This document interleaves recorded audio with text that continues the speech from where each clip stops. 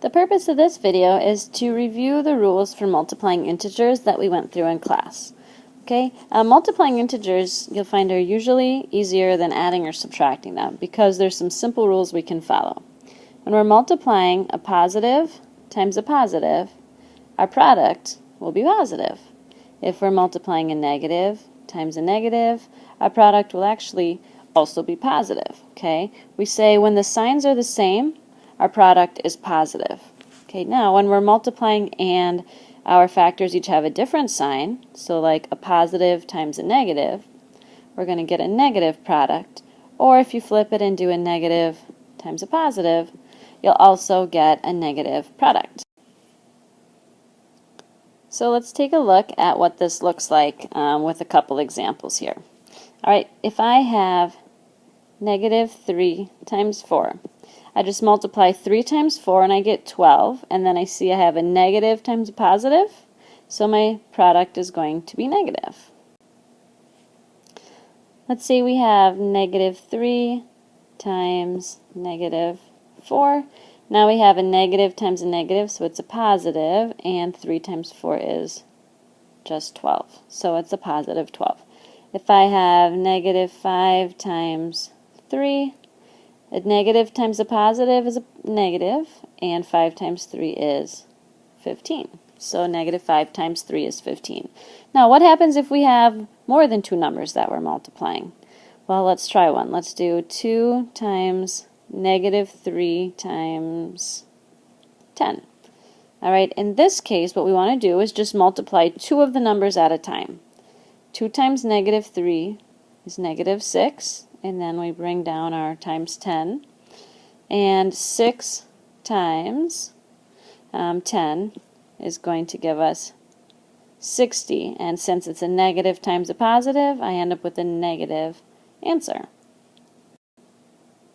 One final example here, let's do negative 2 times negative 4 times 3 times negative 1 times, I don't know, negative 2.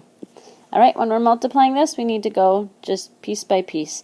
And remember, the order you multiply doesn't matter at all, you guys, because of the commutative property of multiplication. So if I want to start over here and do negative 2 times negative 4 first, I can do that. Or if I wanted to start somewhere else, I could. And 3 times negative 1 is negative 3, and then I still have my times negative 2 over at the end.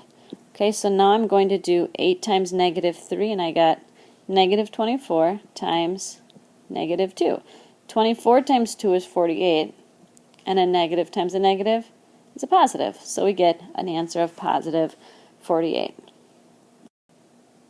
And just to show here one more time why the order doesn't matter, we can start somewhere else. Let's say we want to start with negative 2 times negative 4, we get 8. And then maybe we want to take that and multiply it by this 3 right away. Okay, 8 times 3 is 24. And then let's multiply that by our negative 1. And we get, negative 24. And then take that and multiply it by our negative 2. And we get an answer of a positive 48. So it didn't matter which numbers we multiplied in what order, just so long as we're paying attention to the signs. Alright, there is one last thing I want to show you that we talked about in class, but just to kind of sum up here, there's a pattern that exists here that we can see now. If we have a negative times a negative, we end up with a positive answer. Okay, if we have a negative times a negative times a negative, well, these two negatives make it a positive, and then times another negative, we end up with a negative product. Now here I've got a negative times a negative is a positive, a negative times a negative is a positive, so then what that means here is this was a positive, this was a positive, we multiply them together, we get a positive product. And down here when we have 5 negative numbers that we're multiplying, this negative times a negative is a positive, this negative times a negative is a positive, and then you still have another negative over here. So you're doing a positive times a negative.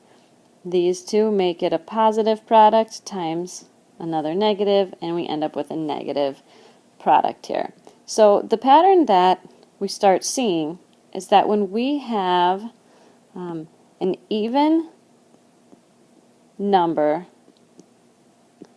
of negatives, and again, this is when we're multiplying. If we have an even number of negatives, like 2 or 4 or 6, our product is going to be a positive answer, okay? Because every pair of them, every pair of the negatives cancels and makes it a positive. If we have an odd number of negatives, our product is going to be a negative answer. All right, so I hope this helps, and see me if you have more questions.